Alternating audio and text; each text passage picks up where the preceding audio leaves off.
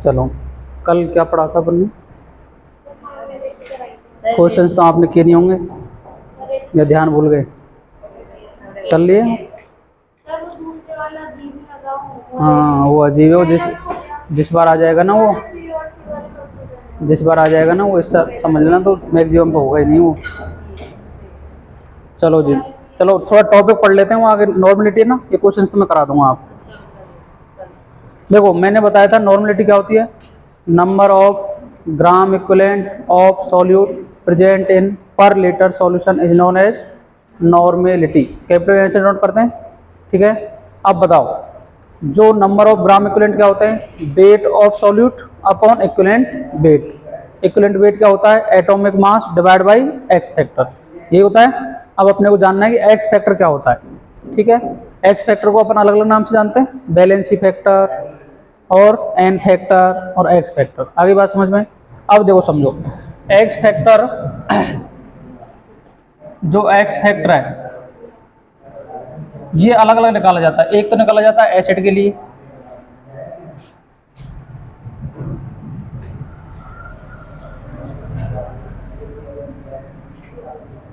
एक निकाला जाता है बेस के लिए, एक निकाला जाता है सॉल्ट के लिए, और एक निकाला जाता है आयंस के लिए। आगे बात समझ में? किस किस के लिए?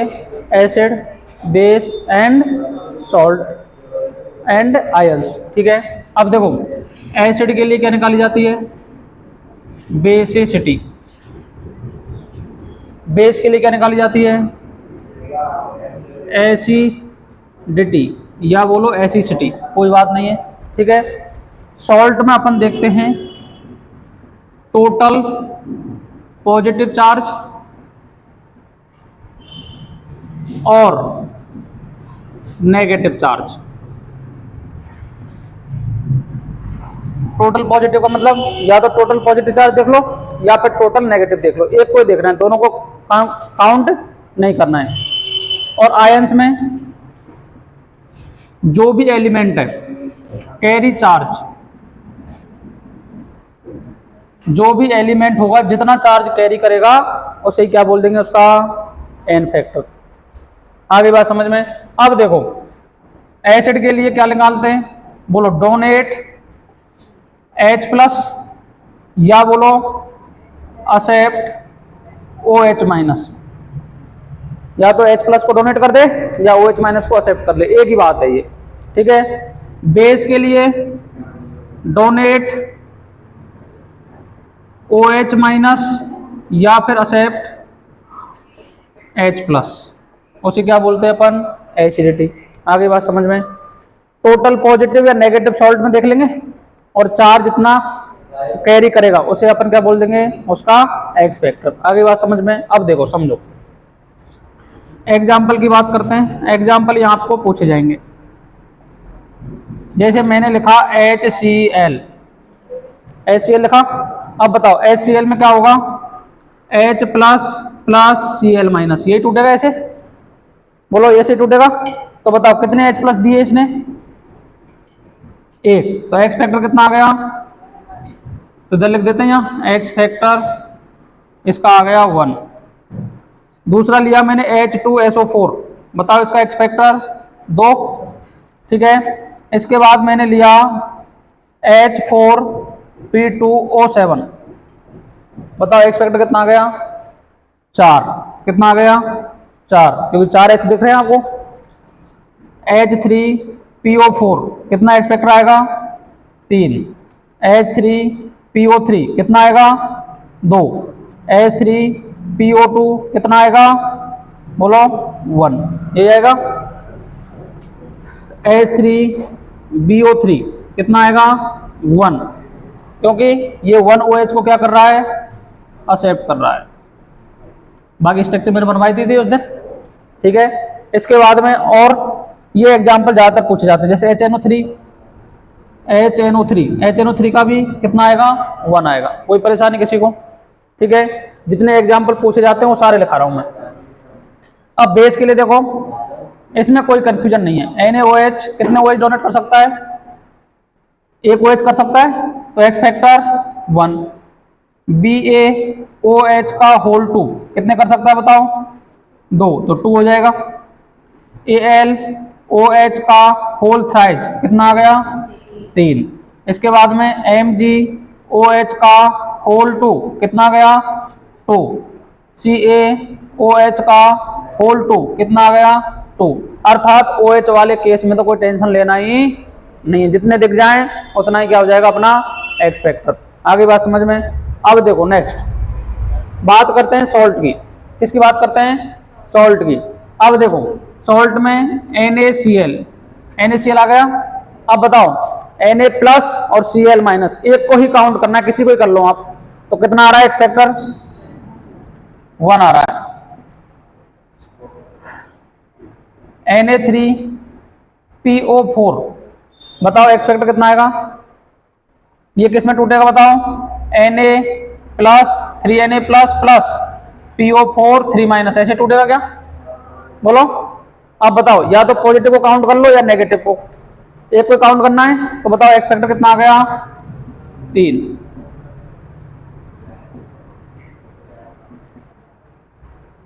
एक्स फैक्टर यहां आ गया 1 और यहां आ गया 3। Al2SO4 का होल थ्राइज, इसको तोड़ोगे तो 3Al या 2Al plus 3 plus SO4 2 minus 3 आ गया, बोलो 3 लगा हुआ है, यहाँ 2 लगा हुआ है, कितना चार्ज आएगा बताओ, 6 आएगा। तो एक्स फैक्टर कितना आ गया बताओ, 6। कोई परेशानी। इसके बाद नेक्स्ट K2SO4 डॉट Al2SO4 का होल थ्राइज डॉट 24H2O, इसे क्या बोलते हैं, एलम, फिटकरी बोलते हैं ना। ये फॉर्मूला आया था मैं क्लास 10th में, उस टाइम याद नहीं था, अब याद है, ये अब क्या काम का है, ठीक है। K2SO4 डॉट Al2SO4 का होल थ्राइज डॉट 24H2O। अब मेरे को बताओ K2SO4 में 2K प्लस है क्या, Al2SO4 में 2Al प्लस 3 है क्या, और वाटर तो न्यूट्रल होता है नहीं होता, बोलो। तो 6 प्लस 2 कितना हो गया, एक्स फैक्टर 8। आगे बात समझ में।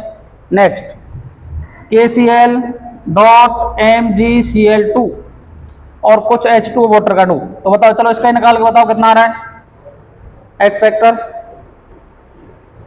KCl को तोड़ोगे तो बताओ कितना K प्लस है, एक K प्लस है, Mg प्लस 2 है, बोलो एक्स फैक्टर कितना आ गया, 3।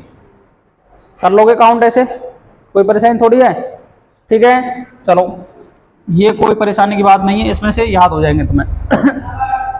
चलो नेक्स्ट बात करते हैं चार्ज कैरी। तो एग्जाम्पल की बात कर लें, बताओ कैल्शियम यदि +2 में, एल्यूमिनियम +3 में, SO4 -2 में, PO4 -3 में, इसके बाद में Mn +7 में।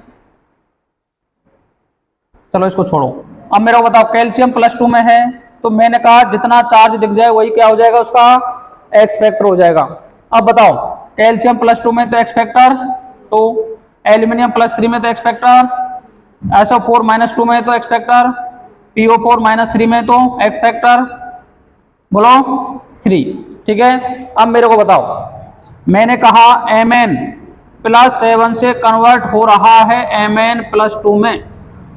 आगे बात समझ में, Mn कहां से कन्वर्ट हो रहा है, +7 से +2 में, तो कितने इलेक्ट्रॉन का चेंज आ रहा है इसमें, 5 इलेक्ट्रॉन का। तो बताओ इसका एन फैक्टर कितना हो गया, 5। मैंने कहा Mn +7 कन्वर्ट हो रहा है Mn +6 में, बताओ एन फैक्टर कितना आ गया, 1। मैंने कहा Mn +7 कन्वर्ट हो रहा है Mn +4 में, बताओ एक्स फैक्टर कितना आ गया, एक्स फैक्टर आ गया, एन फैक्टर बोलो या एक्स फैक्टर बोलो एक ही बात है, एन फैक्टर कितना आ गया 3। आगे बात समझ में। मैंने कहा जिंक सॉलिड से कन्वर्ट हो रहा है जिंक प्लस 2 में, किसमें हो रहा है जिंक प्लस 2 में। बताओ जीरो से कहा गया है +2 में, तो एक्स फैक्टर कितना आ गया 2। ये कर लोगे चेंज, जैसे इलेक्ट्रोकेमिस्ट्री में काम आएंगे सारे ये, ठीक है। अभी के लिए इतना लिख लो, लिखो, कोई परेशानी हो तो पूछ लो। आया समझ में।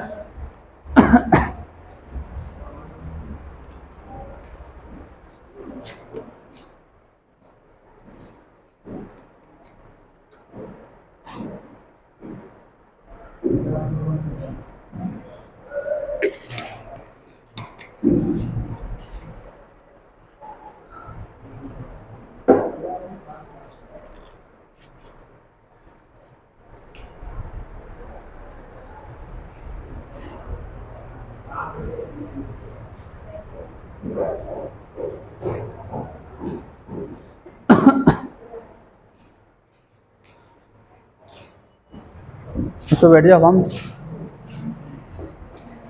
कल क्या पढ़ाया था तुम्हें, इलेक्ट्रिसिटी वाला, वो पढ़ो तो वहाँ बैठे सो बाबू।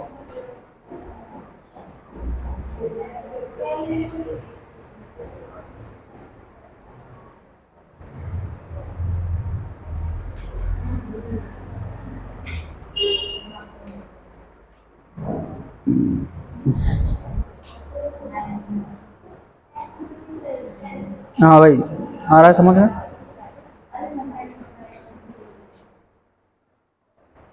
ये याद करने, ठीक है, इलेक्ट्रोकेमिस्ट्री में काम आएंगे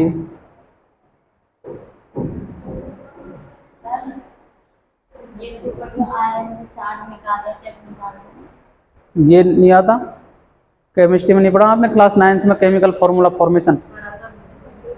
देखो Al2SO4 का होल्ट्राइज है, ये जो 3 है ये इसका चार्ज है Al का, और जो 2 है ना ये SO4 का चार्ज है।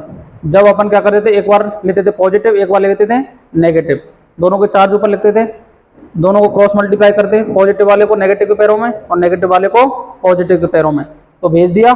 Al पे +3 था तो कहाँ गया बताओ, माइनस वाले के पैरों में, और माइनस वाले का किसके पैरों में चला गया, इसके पैरों में, इस तरीके से। अब तो आ गया समझ में।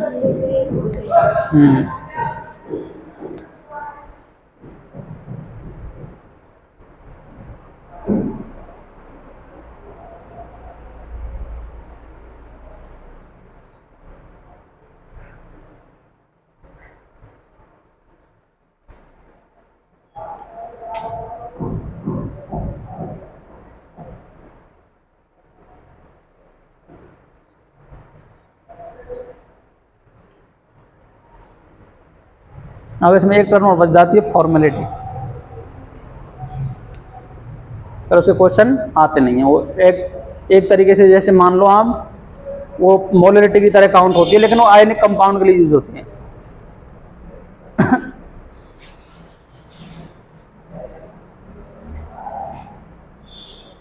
अब देखो ये तो सारा क्लास 11th का पढ़ रहे हैं, अभी क्लास 11th में पढ़ाया अपन ने some basic concept of chemistry में, ये सब कुछ कुछ रेडॉक्स रिएक्शन में पढ़ा है,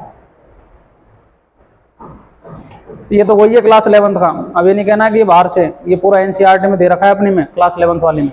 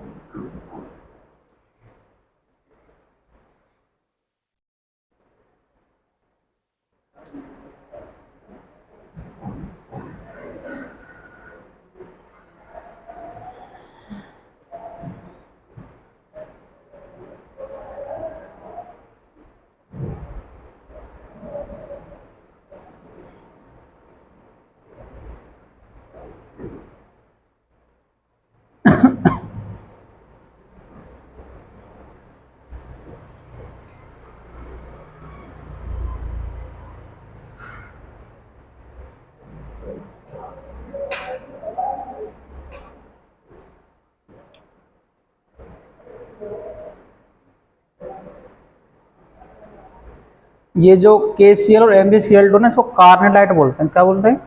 कार्नेलाइट। कोऑर्डिनेशन कंपाउंड में पढ़ेंगे अपन इसको।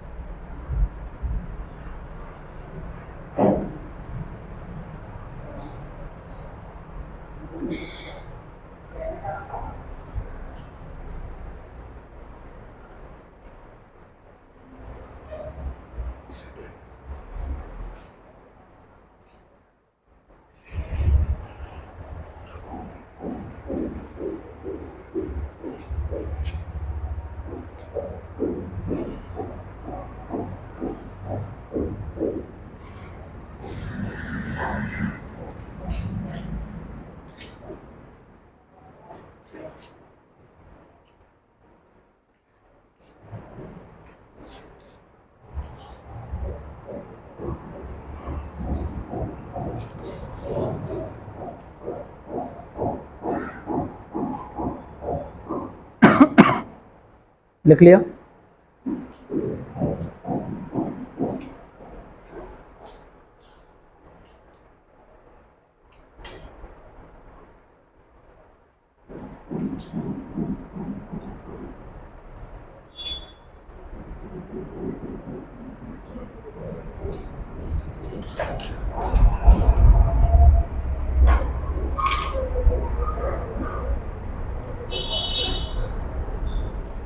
इधर से बता दूं?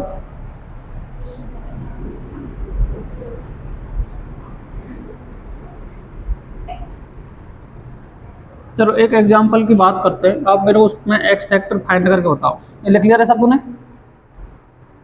पूरा हो गया? ठीक है, लिख। तब तो मैं क्वेश्चन बताता हूँ आपको। देखो,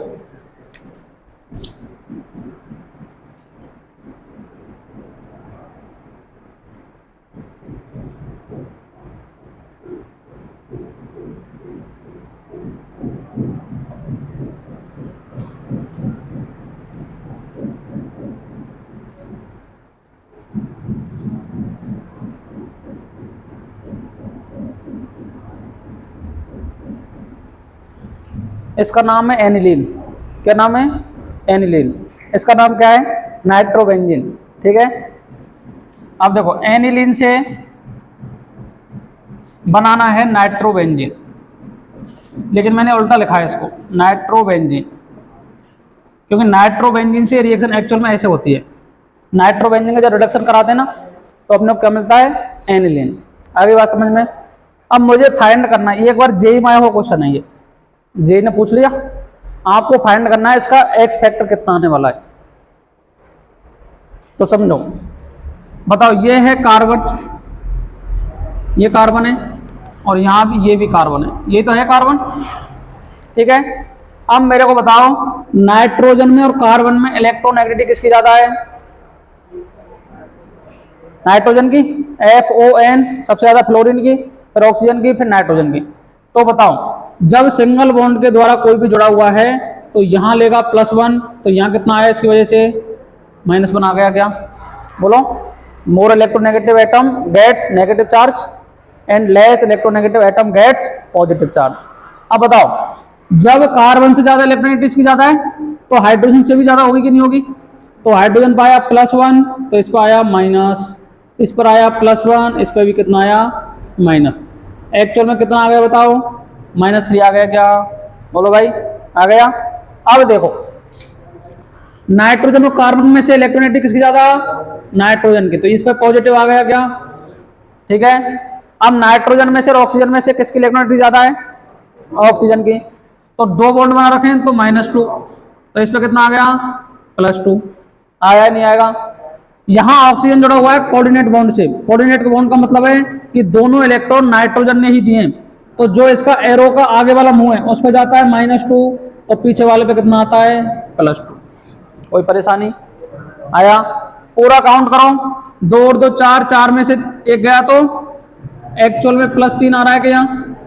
बोलो भाई, +3 चार्ज आ रहा है। अब बताओ -3 से +3 में गया है तो एक्स फैक्टर कितना आ गया बताओ? 6 आ गया क्या? तो यही पूछा था उसमें, आपको फाइंड करना है कि इसका एक्स फैक्टर कितना आ रहा है। कितना आ रहा है? 6। बहुत कम बच्चों से हुआ था ये, ठीक है, लेकिन अब कर लोगे तुम, कभी आएगा तो इस तरीके से इसको करना है। चलो लिखो। आया समझ में? नहीं आया? लिखो।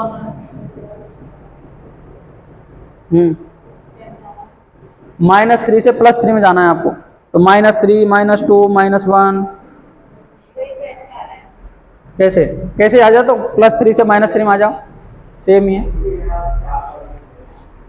3 -3, 3 + 3 कितना आ गया? 6। ये तो मैथ है सिंपल, ऐसे निकाला ये। आगे बात समझ में? काफी तो 3 - 3 करके 0, एक्स फैक्टर कितना आ रहा है? 0, लेकिन ऐसा होता नहीं है। आप समझ जाना, कहीं भी आपको एनिलीन से नाइट्रोबेंजीन दे रखा है तो उसमें एक्स फैक्टर कितने का चेंज होता है? 6 का। आगे बात समझ में? बना लो इसको।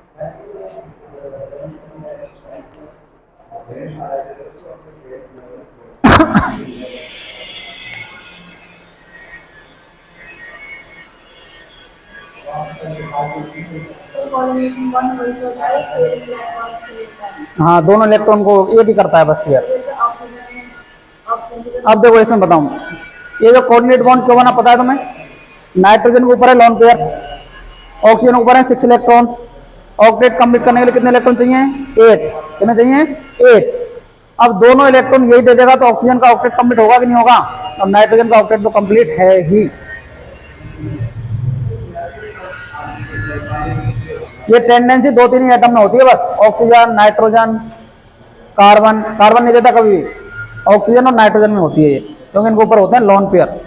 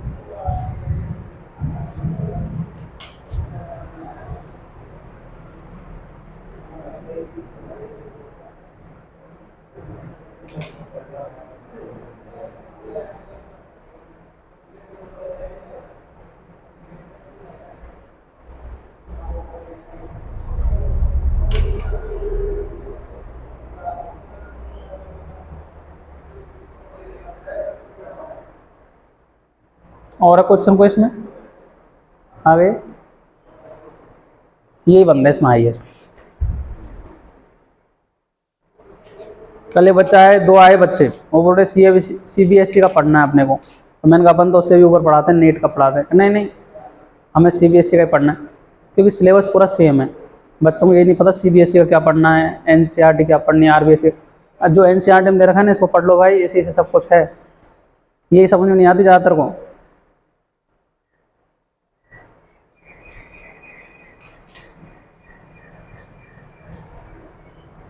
अब एक क्वेश्चन आता है, which of the following would spirit. इसमें आया एक मीथेन, इसके बाद CH3OH, इथेन और प्रोपेन। तो बच्चे क्या करके आ गए, मीथेन करके आ गए उसमें।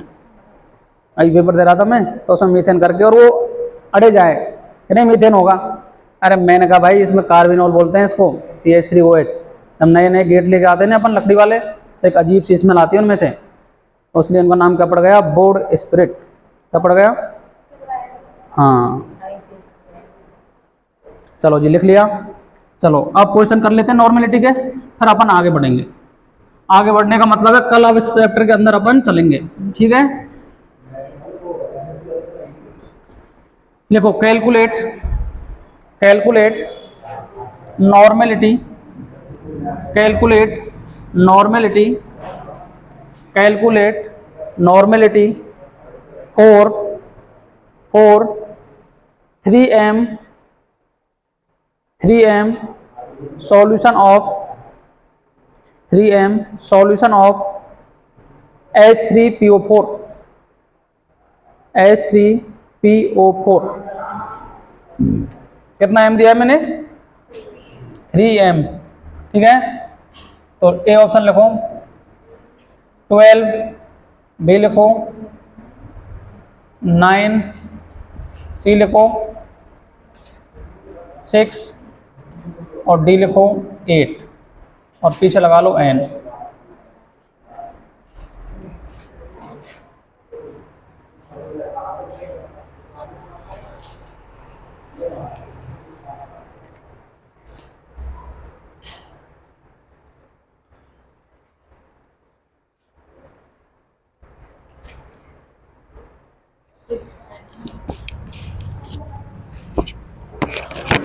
तो m का कितने का है? m का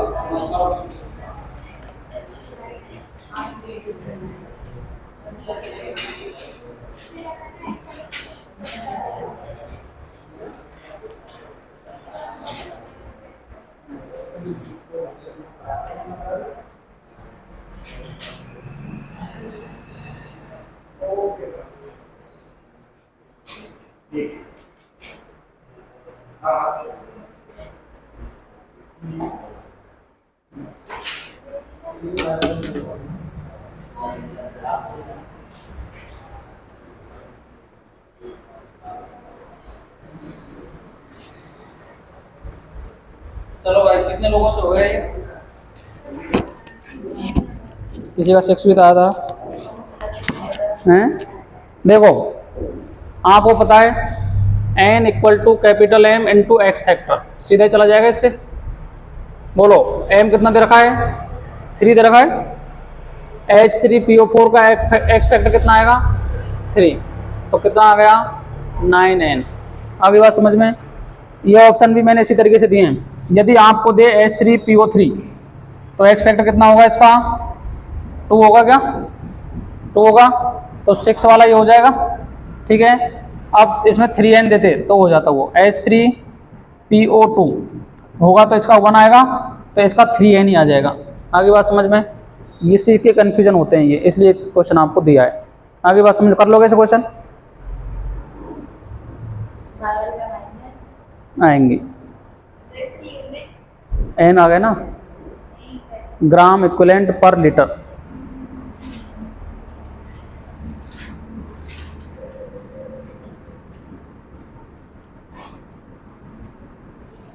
चलो एक लास्ट क्वेश्चन कर लेते हैं, फिर अपन, आप बायोलॉजी क्लास है तो आप चले जाना ऊपर की साइड, सेकंड फ्लोर पे, और आप यहीं ले लेना, ठीक है। चलो एक क्वेश्चन करा देता हूँ मैं लास्ट, बाकी क्वेश्चन कल कर लेंगे अपन। देखो, मैंने आपको 1.3 दिया था, calculate the molality of each of the solution, following solution. 30 gram of ये इन 4.3 लीटर सॉल्यूशन, मतलब आपको W दे रखा है 30 ग्राम। क्वेश्चन लिखाना जरूरी थोड़ी है क्वेश्चन तो सभी के पास बुक है, किनके पास नहीं है? चलो तो लिखो, calculate the molarity, calculate the molarity, calculate the molarity of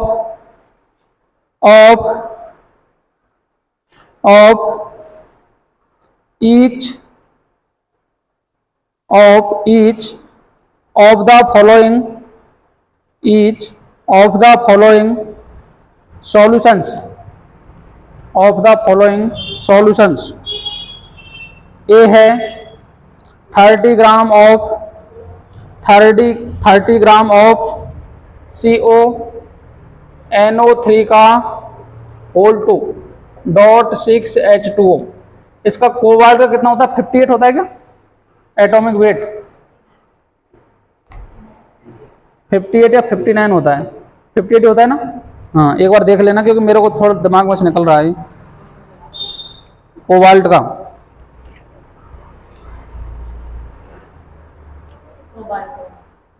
देखो है क्या कहीं? ठीक है, एक बार देख लेना। कोबाल्ट का मास लिखोगे पहले तो प्लस, नाइट्रोजन कितने हैं इसमें? 2, तो 2 इंटू 14 प्लस ऑक्सीजन कितने हैं? 6 हैं। ऑक्सीजन कितने हैं? 6, तो 1 का 16 होता है, तो 96 आ गया फ्री। ठीक है, डॉट प्लस 108, एक H2O का 18 होता है, 6 का कितना हो गया? 108, तो एक बार ऐड करो 28 प्लस 96 और 108, अभी देख लेते हैं। 16 और 6 22, 2 11 और 2 13, 1 232, तो इसका 58 होता है शायद। कितना होता है? 58 होता है या 59 होता है, एक होता है इनमें से कोई भी। ठीक है, मेरे दिमाग में से कैसे निकला ये?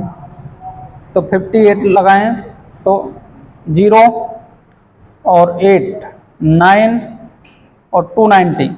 ठीक है, थोड़ा ही अंतर आएगा, अगर गड़बड़ भी होगा ना तो फिर 59 होगा इसका। कोबाल्ट कितना होगा? 59। चलो 59 ले लो, कोई परेशानी नहीं। 291 ये आ गया। ये इसका क्या आ गया? मॉलिक्यूलर वेट कितना आ रहा है देखना एक बार, 58.9। हाँ, तो वो 59 ही है इसका। ठीक है, 58 या 59 है। ठीक है, अब 291 आ गया, तो इसका मॉलिक्यूलर वेट कितना है? 291 कितना है? 291। अब मेरे को बताओ, आपको क्या क्या दे रखा है? यहाँ वेट दे रखा है, मॉलिक्यूलर वेट दे रखा है, कितने ml में दे रखा है देखना, कुछ दे रखा है डाटा ऐसा? 4.3 लीटर ऑफ सॉल्यूशन, मतलब आपको बी दे रखा है 4.3 लीटर, ये दे रखा है। अब आपको सीधा सीधा फॉर्मूला यूज करना, capital M equal to W/MW into 1/B/N litre, ये करोगे। अब बताओ W कितना है? 30 है, अपॉन 291 इंटू 1/4.3, इसको सॉल्व कर लोगे तो कैपिटल M आ जाएगा ये। बोलो यहां तक कोई परेशानी किसी को? कर लोगे। सेकंड क्वेश्चन देखो, सेकंड क्वेश्चन क्या कह रहा है? बी क्वेश्चन आपको दे रखा है 30 ml ऑफ, लिखो सेकंड क्वेश्चन लिखो, क्या लिखा है? हाँ, ये इतना ही छोड़ दिया क्या? इन यहाँ लिखो इन 4.3 लीटर ऑफ सॉल्यूशन। आगे बात समझ में? तो इसका आंसर तो ऐसे निकाल लोगे। अब बी लिखो, इसका B question 30 ml of 0.5 m H2SO4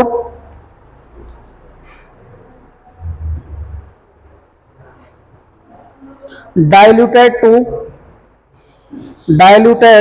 to 500 ml।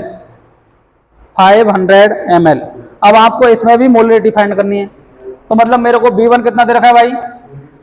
30 ml दे रखा है क्या, और M1 कितना दे रखा है 0.5 m, B2 कितना दे रखा है 500 ml, तो M2 कितना हो गया फाइंड करना है।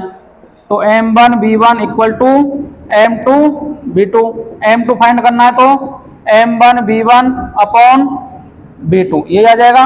M1 B1 कितना है 30 इंटू 0.5 डिवाइड बाई 500 ml, ठीक है। अर्थात डाइल्यूशन करोगे ना तो मोलरिटी डिक्रीज हो जाती है, क्योंकि आप मोलरिटी वाले फॉर्मूले में देखोगे ना तो देखो मोलरिटी ये रही और वॉल्यूम मेरा दोनों इनवर्स लिए, इसको बढ़ाओगे तो ये कम हो जाएगा, इसको कम करोगे तो ये बढ़ जाएगा। तो देख लो 500 तक अपन कर रहे हैं, तो 500 पे जैसे कर रहे हैं तो बताओ इसका क्या होगा, मोलरिटी कम होगी या ज्यादा होगी, कम हो जाएगी। चलो काट लो इसको, ये कट गया, पॉइंट हटाया, ये कट गया, ठीक है। ये 100 बार तो ये हो गया 3/100, तो 0.03 m, ये निकलेगा आंसर। बोलो भाई आ जाएगा। ये दोनों क्वेश्चन कर लो, वो क्वेश्चन अपन कल कर लेंगे, ठीक है। आज के लिए तो यहीं तक, बाकी बातें करेंगे अपन कल।